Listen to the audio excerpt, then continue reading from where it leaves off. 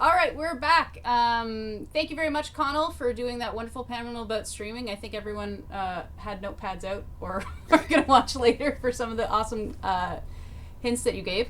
So I want to introduce Kalymach and Kudrel, who awesome makeup, and are going to be doing a panel on cosplay makeup. Again, we have artisan dealers on our Facebook and our website www.conji.ca, so you can check out them. We have some fun conversation going on Discord.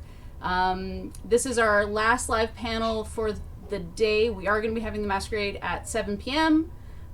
So stick around for that. And take it away, guys. Thank you very much. Hello, everyone. Hello. I'm back for time today. We totally didn't plan this, by the way. Both doing Borderlands. Didn't plan it at all. No, haven't talked in like months. So today we're going to talk to you guys about cosplay makeup. It's more just going to be, I think, rambling and then hoping that good advice comes out in the process. So we'll see how that goes. Do you want to introduce yourself? Yeah, so I'm Cal or Kalymach. I've been doing cosplay for a while, like, oh gosh, my age, 15 years. But I feel like, especially with makeup, it's gotten a lot more ingrained in me to do more like character-based makeup in the last couple of years, especially during quarantine when you couldn't really go out. So I, did a lot of fun makeup times. So yeah, that's basically it. I guess about the same for me. And yes, Regs, we will be taking questions. Please give us questions. I have a little bit like of a basic breakdown of what we're going to be covering. We're not going to really talk basic makeup in general because that's like its own thing. We're going to focus more on the art of, you're cosplaying. So you're becoming a character. So you want to make yourself look like said character. And that'll be the focus. Yeah, that's it. But if there is questions about basic makeup, we'll definitely answer those, of course. I'm not going to be like, no, that's not for us. So we're going to start small and work our way into more like complex looks and stuff. So the first thing really is contouring. Changing the shape of your face is part of like making yourself look like a certain character. I was hoping to have pictures for this, but I'm working off a phone, so I can't really put any photos up. So all you should do is go to both of our Instagrams and just look at our galleries, and you'll see all the different makeups we've done. I will say that like the pandemic has been great for that, for doing like selfies and like focusing more on makeup than the costumes. I've even taught myself some new stuff, which is great. Like there's no really a limit. Excuse me, Crystal. Did you want me to post stuff from your Instagram? Because I can do that if you'd like. If you want, yeah, go for it. Yeah, that'd be great. Yeah. So contouring, I think, is a good place to start. It's the art of changing your face shape with shading and highlights. It's the same as if you were drawing or whatever. It's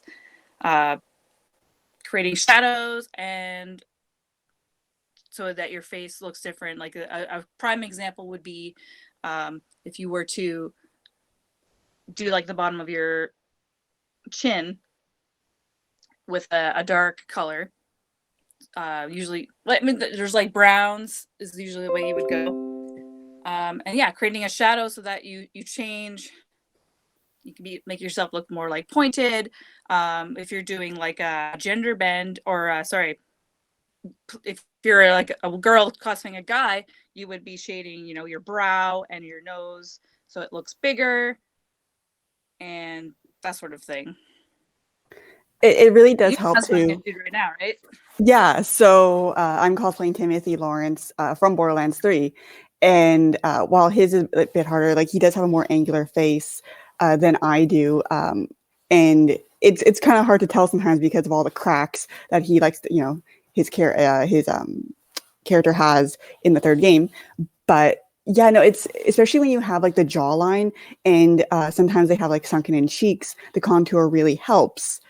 Mainly because, especially for instance, with my face shape, I don't really have cheeks. So you really have to fake those until you make it. And that also helps a lot with highlighting as well. So when you want to get those cheekbones, you really do need to know where exactly you want to have the darker darker contour start versus when you want the highlight as well. It's very, very useful. It is good to it's important to understand the shape of your face to make sure that you're highlighting or shading the right parts. And like you said, like if you want to make your cheeks look more sunken in, you are focusing on that area right underneath, your main cheek and then going down the jaw. If you want to make your chin look more pointed, you're focusing on underneath the chin and like I have a very square jaw, and that's why I can do like dudes really well. But sometimes if I need to be like a pretty character, pretty girl, prissy, I have to like shade the heck out of like my right here just to make it look less square. I know for myself, especially with girls, it's all like the way I try and do it is I try and make my more oval face more round, definitely. And it's a very interesting process for sure. And a lot of that can also work when you utilize blush too, because blush can really help with the It's interesting that blush can help with contouring, but it is a certain way that you can make it actually work for your face too. Yeah. It almost brings out your cheeks even more with that sort of thing. Another way to change your shape, like the face shape, if like you're playing say like an anime character, they have really big eyes, you can actually, there's a technique to make your eyes look bigger. I find the best way to do it is you would get like a white based either eyeshadow or eyeliner, or you just like even like theater makeup, the oil based stuff, and you would fill in your inner eye so that will just doing that will make your eye look that much bigger. But then also the way that you are going to draw your eyeliner, like you can literally bring your eye down, like say instead of actually lining the bottom of your eye, you could go lower and then fill in that extra space with white, and that will just make it pop and make your eyes look like way bigger. And I think there's also contacts you can get that are, more than like average size to your actual iris, so it makes your eyes look bigger that way. And then again, you do it at the top as well. Like sometimes I will bring white up and even put white mascara so that you can't see the eyelashes, and then you stick on fake eyelashes a little bit higher, and that can also make your eyes look bigger. Those are like the key things. Yeah, especially for like when you make your eyes bigger. I find like with myself, I actually, because I have hooded eyes in a weird way, my eyes are actually much larger than they are for a lot of male characters. And sometimes that can be very difficult when even just in regular makeup, when you don't have any like eyelid space because it just kind of gets covered. It can be more difficult to try and utilize some of those techniques. However, there's always ways to be able to kind of like tweak it in order for it to work for you. And sometimes I feel like that's a lot of trial and error for myself, even, Absolutely. Doing any kind of like eyeliner, especially for trying to, I find like utilizing eyeliner on both, even if it's a male character, can actually help when you already have like really large eyes. And sometimes, you kind of have to take that step. It's like, well, is it like an anime or game character, or is it like, Billy from Stranger Things, which I've done, which you don't really want to put eyeliner on him, but then you can utilize like more of a brown eyeliner, which can still help you kind of make your eyes not look so not bulgy, but very like circular. So Yeah. And it again, like, yeah, it totally depends on the character you're doing and the look you want to go for. Big thing though is like, even if you think the character wouldn't wear makeup at all, I think it's important to always wear makeup when you're in cosplay, just because it will, smooth out your complexion, and especially if you're going to be posing for photos, it's going to make everything more seamless, and you're going to look better in photos if you have even just like basic foundation on would be like super important.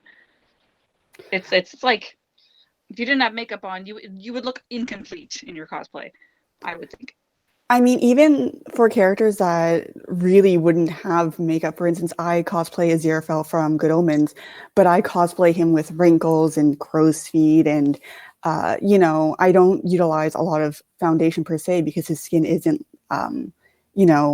flawless, obviously, but I do make it so that his, being older, I try and implement that in a way that doesn't look too cartoony, but still is just a hint of there.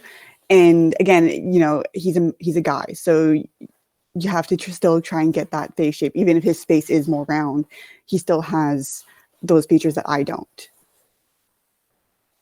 Yeah. Do we have any questions in regards to contouring or like just changing the general shape of your face before we move on to what we got here? So I saw that my mug is in much better shape. I actually had to wash it like crazy before this because actually usually my paintbrush so I had to like clean it up for that.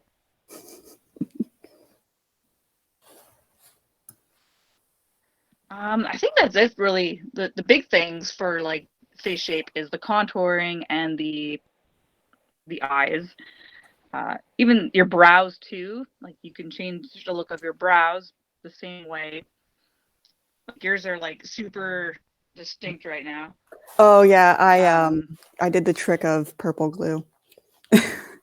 Oh yeah, So that's mine a are good completely tip, blocked actually. out. Yeah. Let's talk about that. So I guess the big thing with cosplay is like the different colors, and to make your eyebrows match your wigs is the glue stick trick. You literally put a glue stick over your brows to smooth them out, and then you go in with either paint or makeup and like draw on eyebrows that will be the same color as your wig.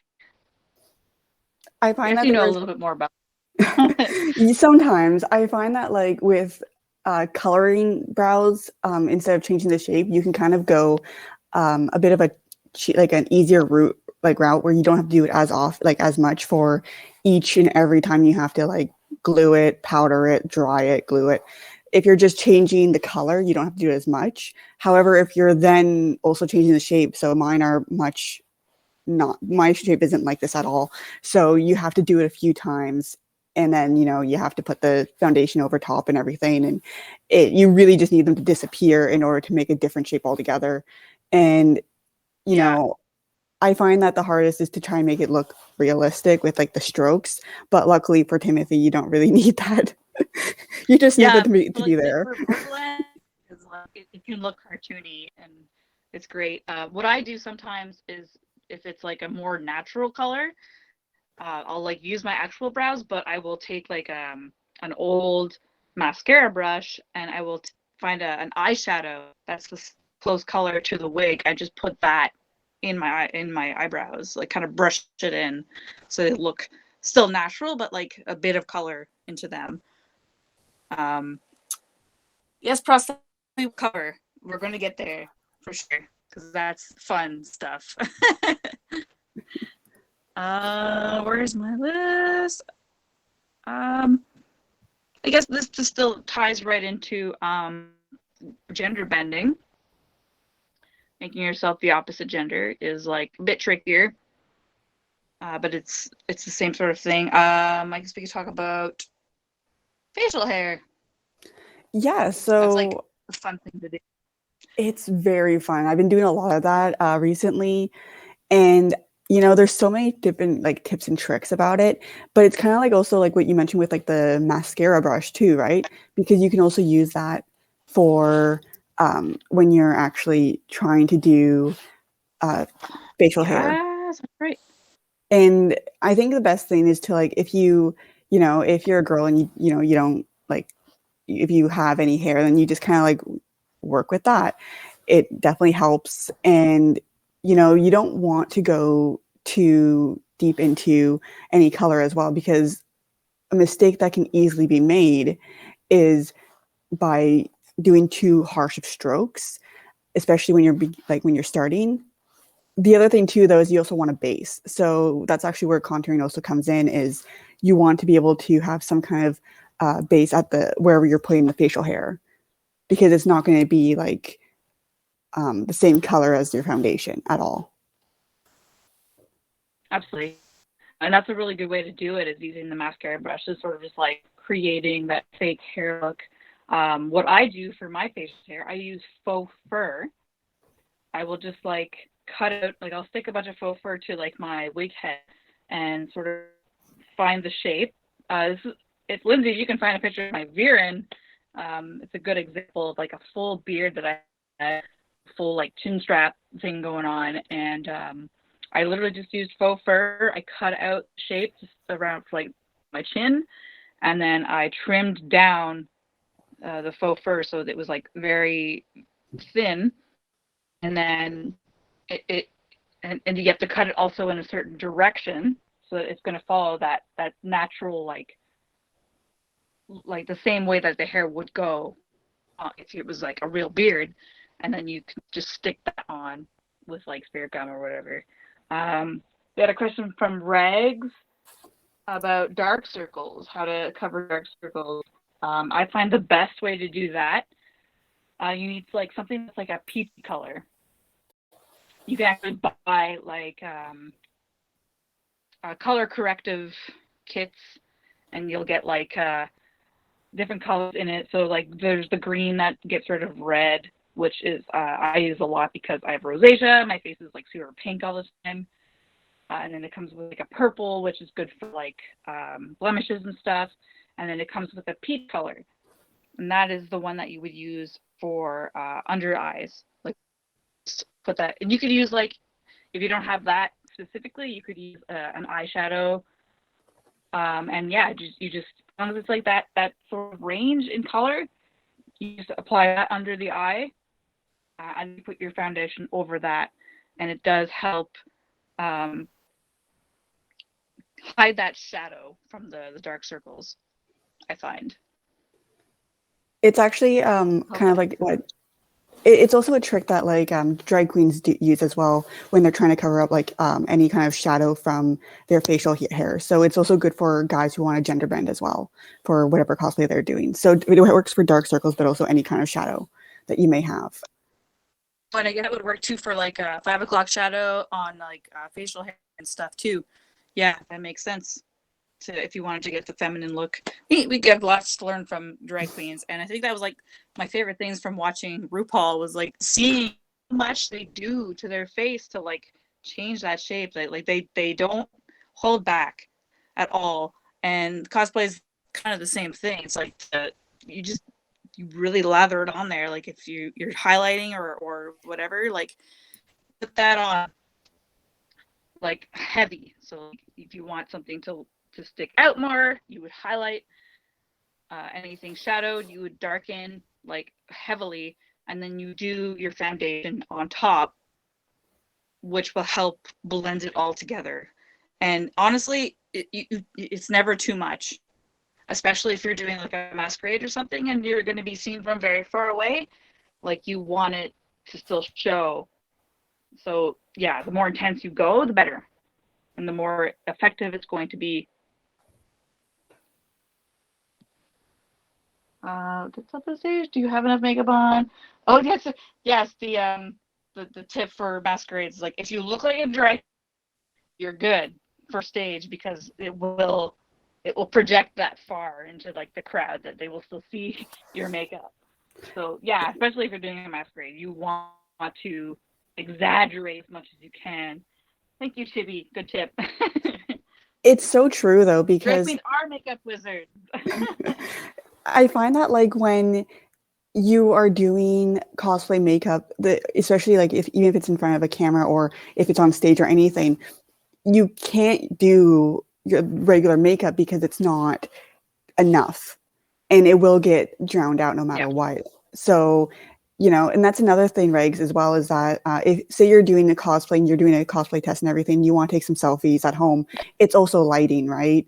So no matter what you do with your makeup, sometimes if you don't have the right lighting, those anything will still show up, right? So as much as makeup can do it, you're always going to want to double check with that as well. Actually, it's good too if you have the means to test it. Like when you do your cosplay, like if you test your makeup out, you should always test your makeup before the actual convention, whenever those happen again. But actually take pictures, like take selfies with your flash on, with your flash off, natural lighting, with no lighting, to show it will show you how your makeup looks in pictures.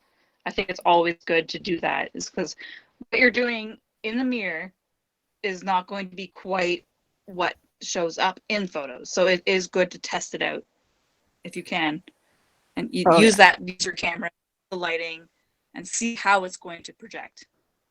The amount of time I've had to like recontour because it wasn't enough. Oh, Yeah, very like frustrating. enough, and you're like, oh, I still like just a blob. So it is, like I said, like the more intense you go, the better it's going to look in general. Like even from far away, people are gonna be like, oh yeah, I got it. Totally see that.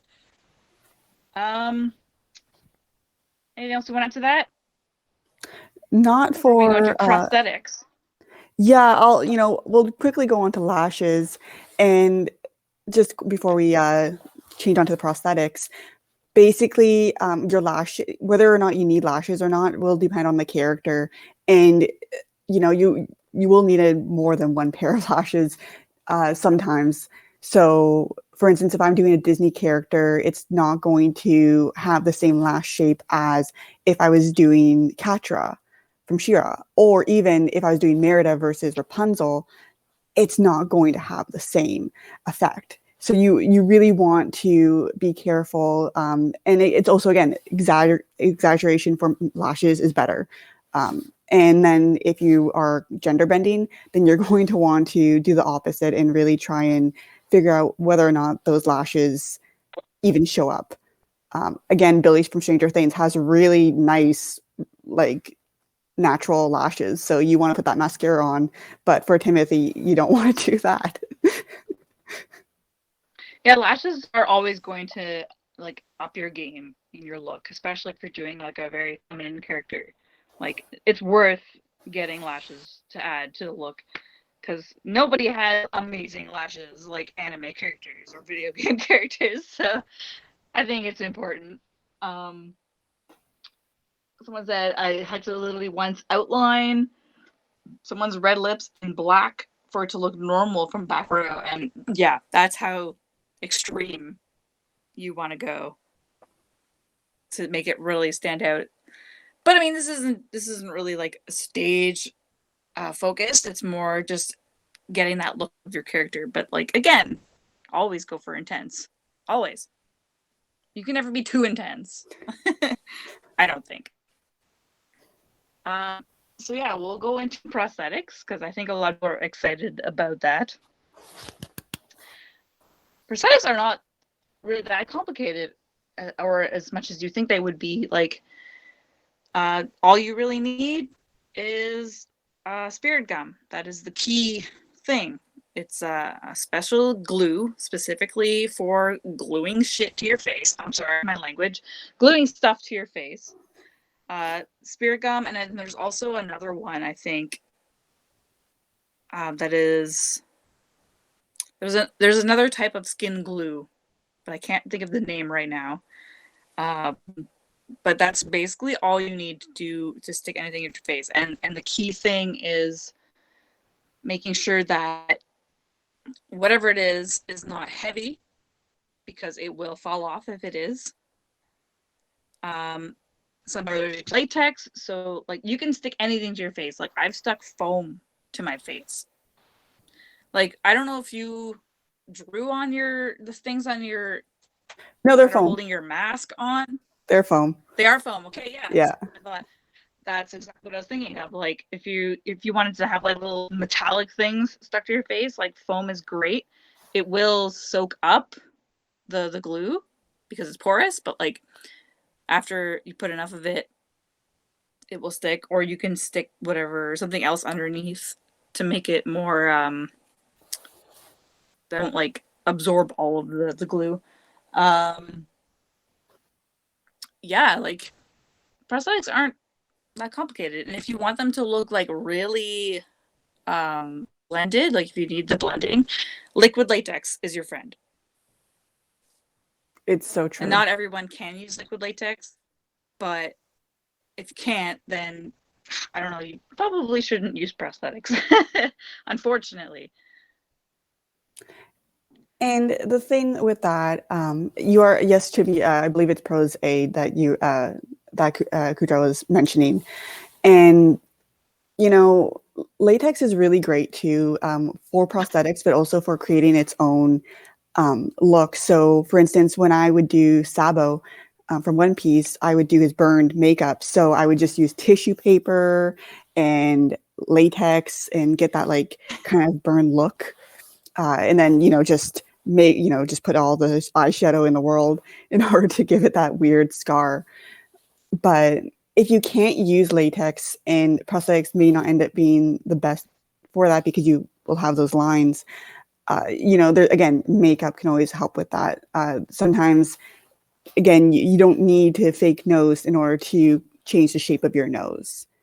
And, sometimes that's all you need. So don't be discouraged if you can't use latex, basically. You can do the same thing with contouring. Well, I mean, maybe not the same thing, but like you can mimic with contouring what you can't if you don't want to have a prosthetic on your face. You can do that with shading instead. Like if you have like I'm thinking of like an alien race with a big brow, right? Instead of actually sticking something to your face, you could just like really shade the underside brows and go up into the temples, and then it gives off the same effect. Mm-hmm. Then like there was one time I actually did like a Klingon. It was a closet cosplay little contest thing, and the Klingons, they have those like little divots in their foreheads, and instead of actually sticking something to my forehead, I just like kind of drew on the lines and made it look like I did to my face just by shading it certain ways. It's so true. Eldar, yeah. So for my burn scar, I just used like toilet paper tissue, a cotton swab, and liquid latex. So you could always try that and do it a couple tests. And yeah, so on the sides, actually, I just did quickly. Great. Like, it's true. Like I did, so these 3 or 4 are foam with sweet spirit gum, but then this is just makeup here because I lost them in my move.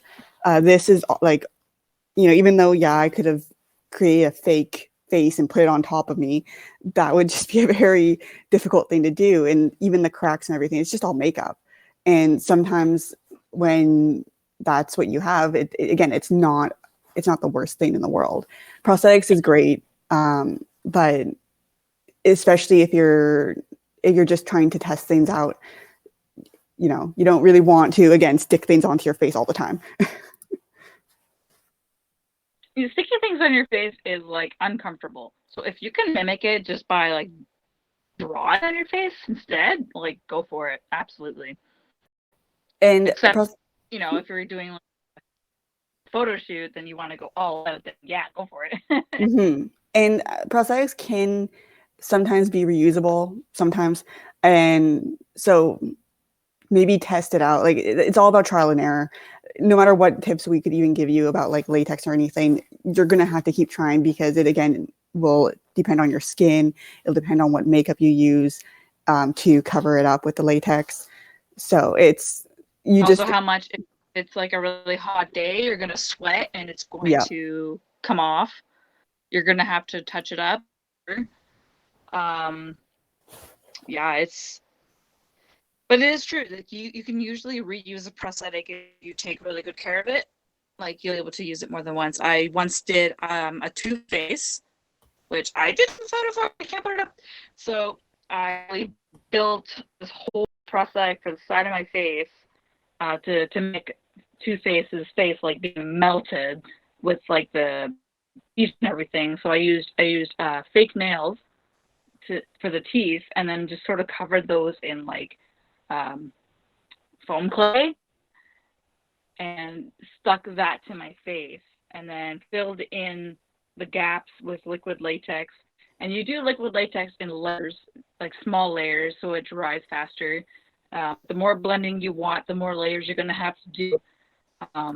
Once it's all settled, like you can literally peel that off of your face and keep it, and you have like a prosthetic that you can just back on whenever you're ready to wear it again.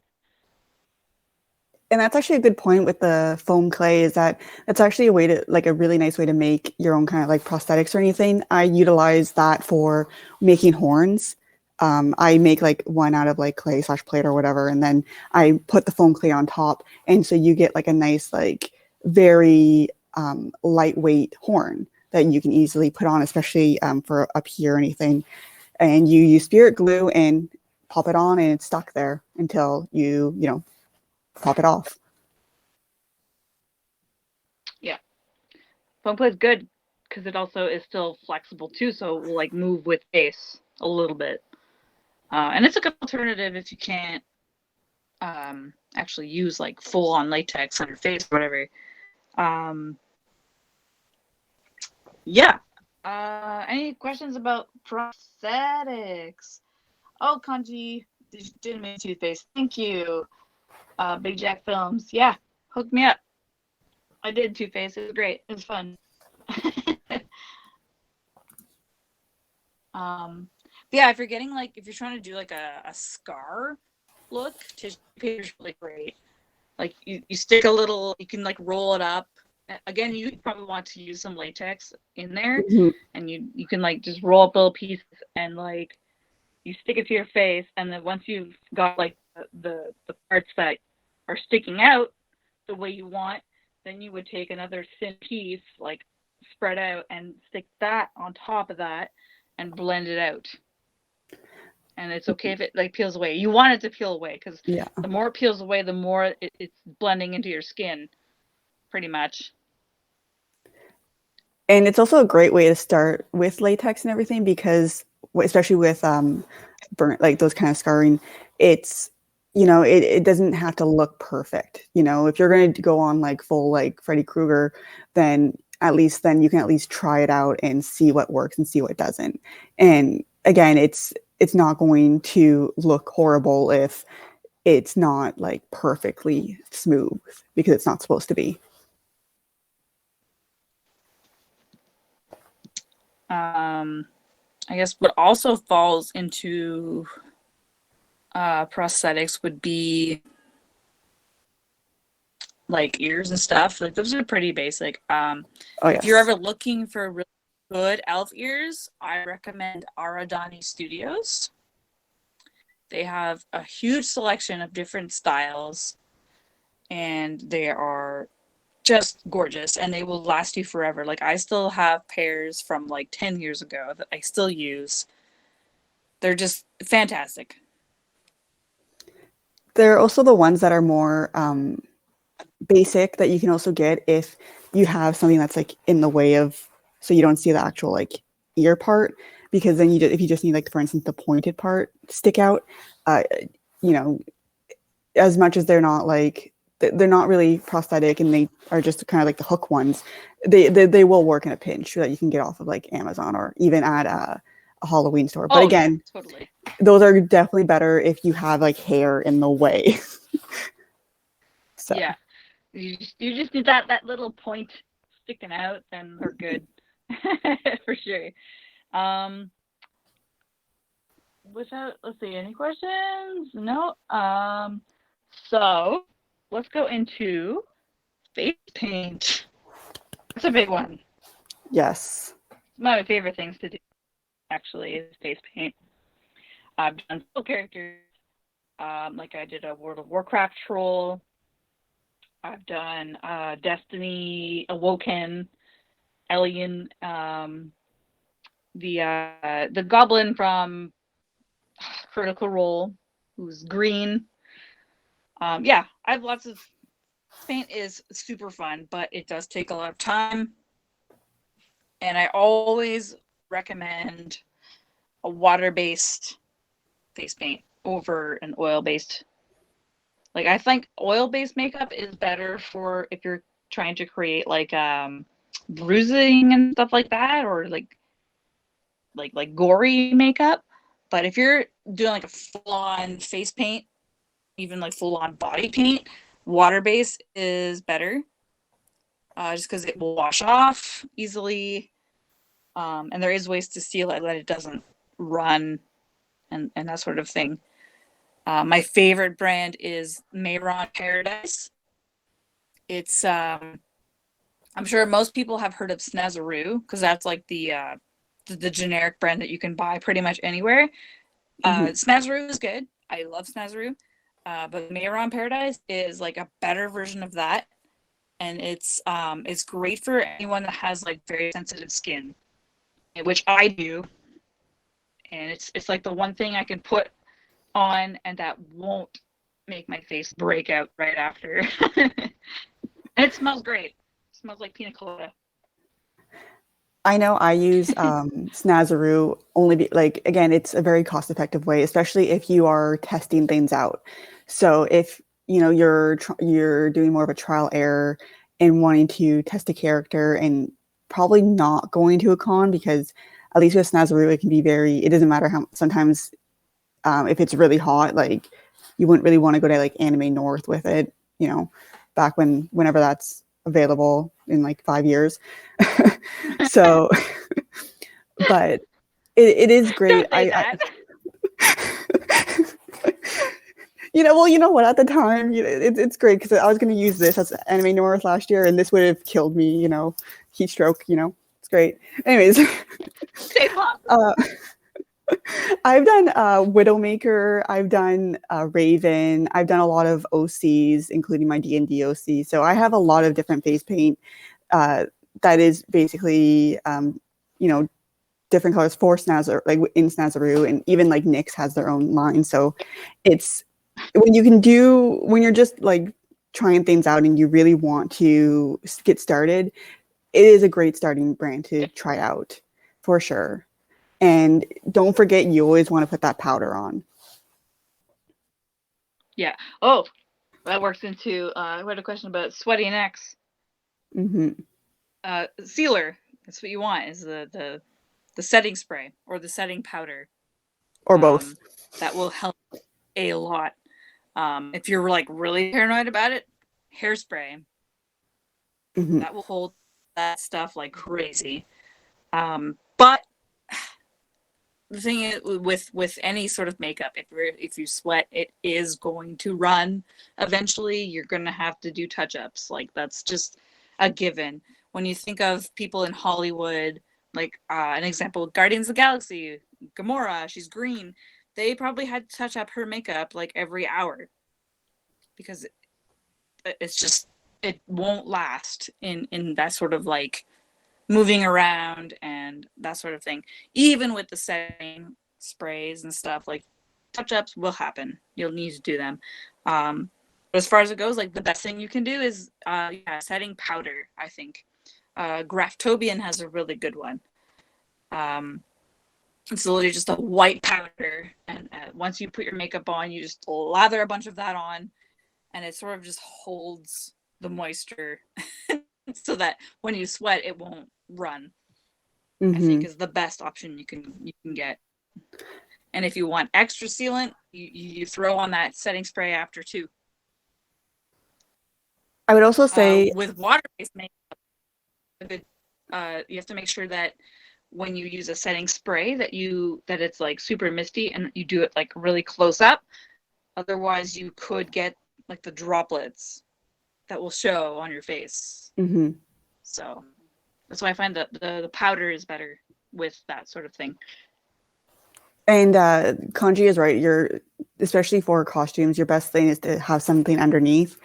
Paint does rub off. And that's also another thing too, is that if you're doing a character like Dot or any kind of character that has like a, face paint that's like hands too, try your best to get maybe stockings and create your own your own gloves, because that will end up looking like hands. So you can even like paint the lines and stuff on the outside. It can kind of suck when you're trying to text sometimes, but putting your own fingernails on there and everything will at least save you any kind of residue of paint on everything you touch. So it's definitely the best for you to just, if you can, make like skin gloves. Yeah, there's always that risk your makeup will blend onto your costume. If you're concerned about that, what I would do is just like put a layer of something inside where that's going to happen, like where that friction is going to happen, and then something that you can just like stick on and remove that's not actually the costume being stained by the makeup. But then yes, if you use alcohol-based makeup, it doesn't run at all. So there's that option as well. And that works best in airbrush. The thing I don't like about alcohol-based makeup is that it's very hard to get off. Like you need a remover to remove it. And I can't use it because my skin is like, no way. I don't have a lot of experience with it, but it is an option, and it is for sure. Like it will stay. Arm socks, that's what they're called. Sorry. Skin gloves. I like skin gloves better. I could not remember the actual name. Arm gloves is what they're called. Arm gloves. Yeah, because skin gloves just sounds bad.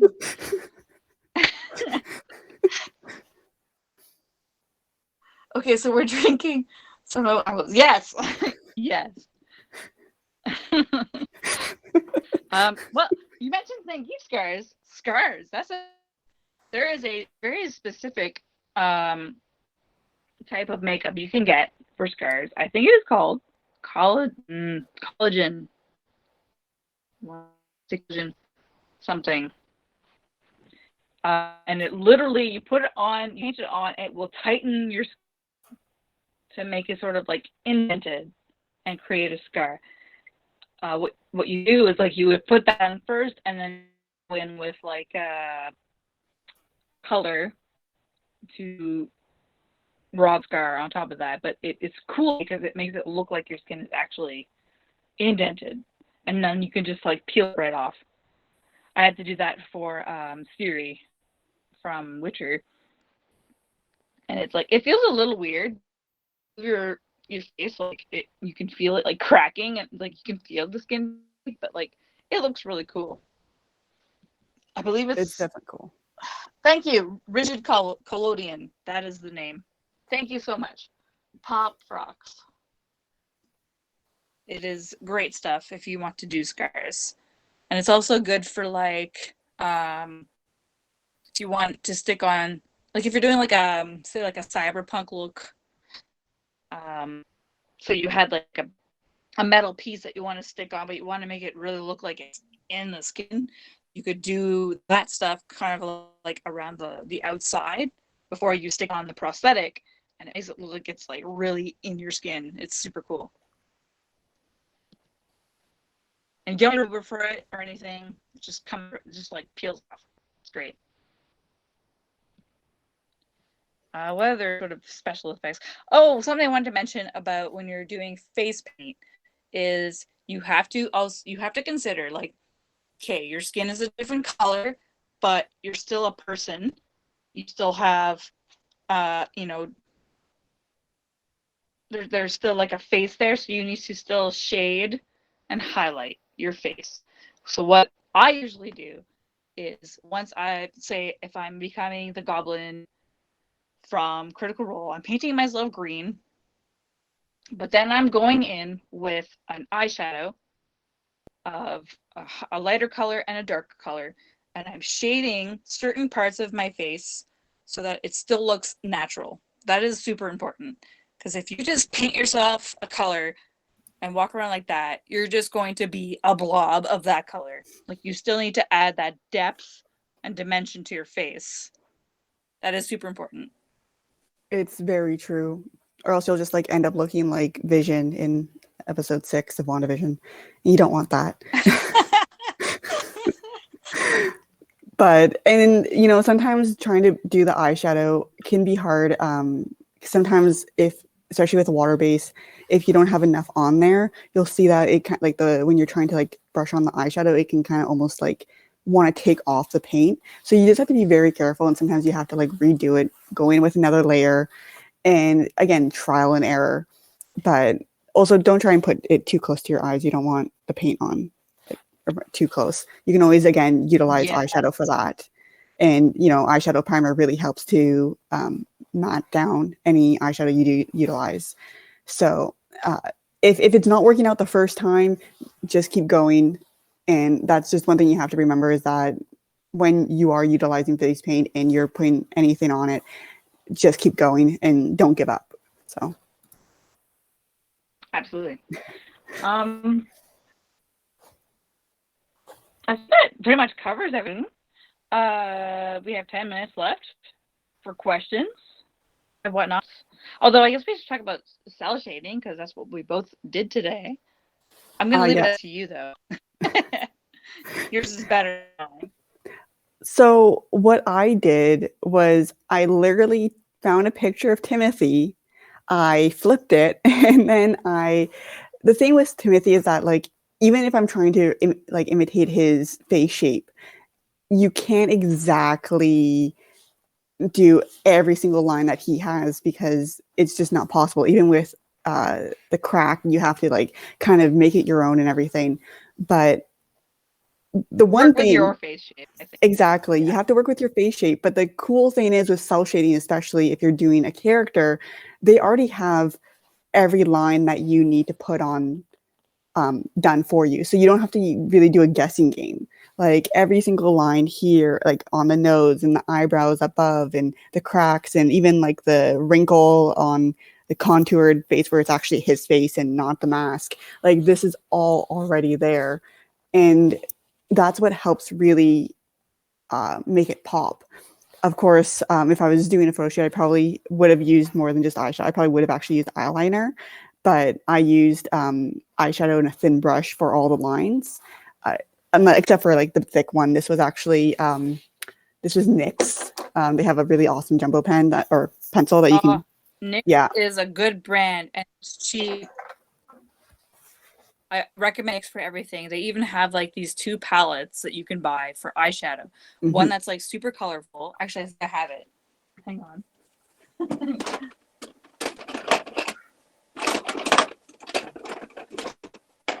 This one right here. My favorite palette ever. It's got so many colors. And they have another one just like this, but it's all neutral tones. And I think these are like $20. It's great. So yeah, NYX is like amazing. I love NYX. I also even for this one, I utilized like their like foundation for it, because it's very flat in that regard. So it would made it much easier for me to create a shape from it. So that's the other thing too, is that when you're cell shading, you really want like a flat foundation. You want it completely matte, because you don't want it to look natural when you're doing cell shading. It's literally about making yourself into almost like a comic book character. Again, you can take liberty, but the best thing about characters that are cell shaded is that all the lines are already there for you.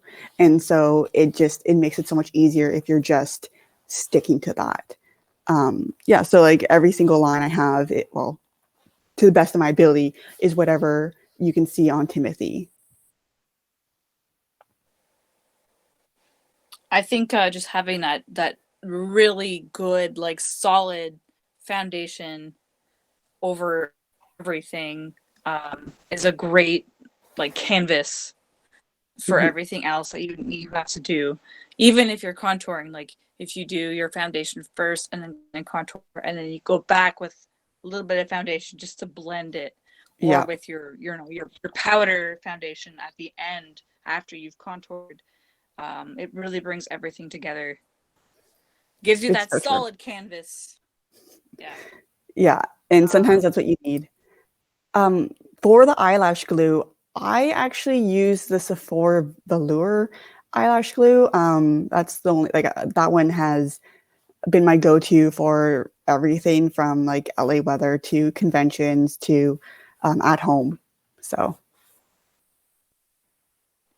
yeah, and like I find the glue that comes with the lashes is never that great. no, It is better to buy a good eyelash glue separate and then just buy your lashes like crazy, because the glue that comes with them is always bleh, like garbage. it's so true. I find. Same And with nails. oh my gosh, yeah, you want to really get those like a different kind. All body colors like blue or red. Man body too. Weird. It is easier. It's true. The two people mentioned it. It's easier to contour an odd body color than your actual color. I agree, because It's like there's you no have a like color tone mhm. and you just go with it, and it is actually much easier It's kind than of again trying to like get your own skin. yeah, but it's also because like again, it's kind of like the cell shading is that you have a flat color and there's no other shadows or anything. Like when you're doing your own skin tone, even like and you're trying to contour, even if it's like the right contour, um, like shade, it's the fact that you have those shapes already. While if you're doing a body tone like a red or a blue, that's already canceled out all completely. Yeah, absolutely. Magnetic lashes. I still have yet to try those, but I'm curious. Very curious. Skinny mustaches.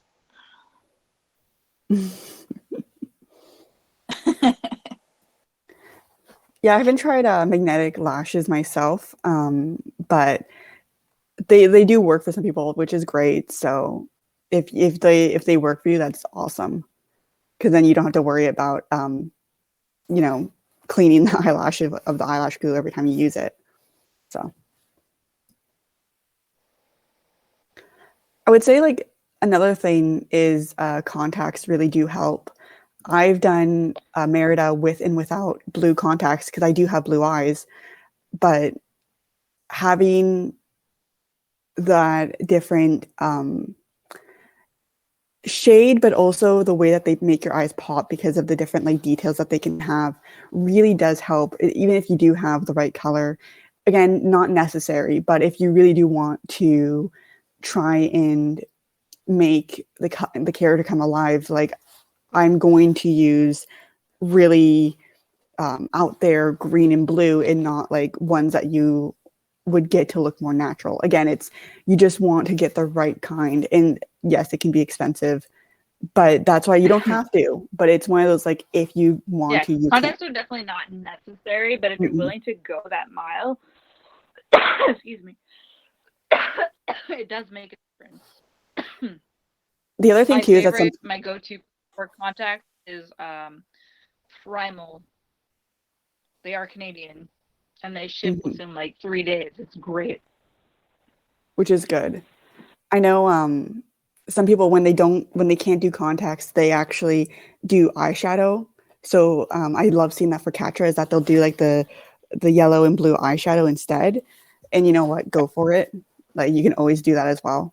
Or So even you could do like an eyeshadow color that contrasts your mhm, eye color so that your eyes stand out more. That's another way you could do it. which If you is have the great. right color eye, you just do that. Uh, No more questions. So what I think we have like 5 minutes. Oh, thank you. Yes, primalcontactlenses.com. Good job.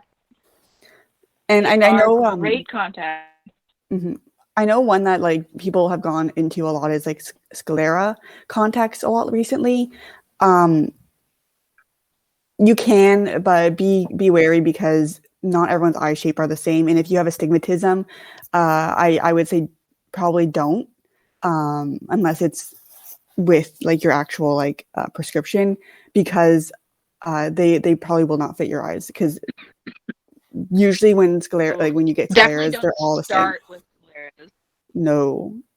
And yeah, if like you've ever worn contacts, do not try to start with like regular size contacts. No, it's hard. It can bad be time. Yeah, it can be difficult to get in, but it is basically like if you don't have the right eye shape, it probably won't fit. So just be very careful because they are more on the expensive side. Definitely.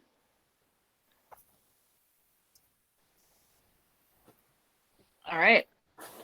I think that's it. Any more questions before we dip out? Oh, the white mesh ones are great. Oh, hello. Thank you, everybody.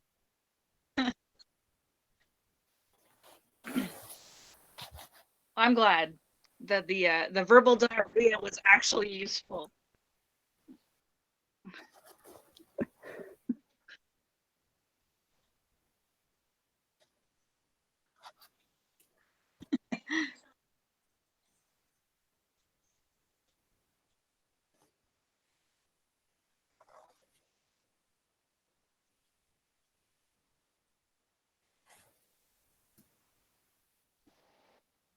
Lindsay, apparently you're muted. Lindsay, you're muted. And Chibi. Sorry. Yes, I'm totally down. My bad. Sorry. Darkest Dungeon. Oh. Okay, everyone is calling me to tell me that I'm muted. Thank you, everyone, for caring. Oh, there's another message. Yes, thank you very much, guys, for running the panel, and thank you all the watchers on Twitch for watching with us. This panel is going to be available on YouTube at a later date. I'm not going to give a date. But it will be up, and I'll post it on our website and our Facebook. Again, we have Dealers and Artist Alley on the Facebook page and the website, and we are also running a fundraiser for the Guelph Food Bank. You can go to conji.ca and click on the registration page and get information about if you want to donate anything. And again, thank you very much, guys. It was awesome. It was fun. Okay, I'm going Thank you, and you're welcome. Yay! All right. I'm excited for the masquerade. Yes, Yeah. super excited. We are live streaming the masquerade at 7. So come and check that out. Right now we're going to be streaming a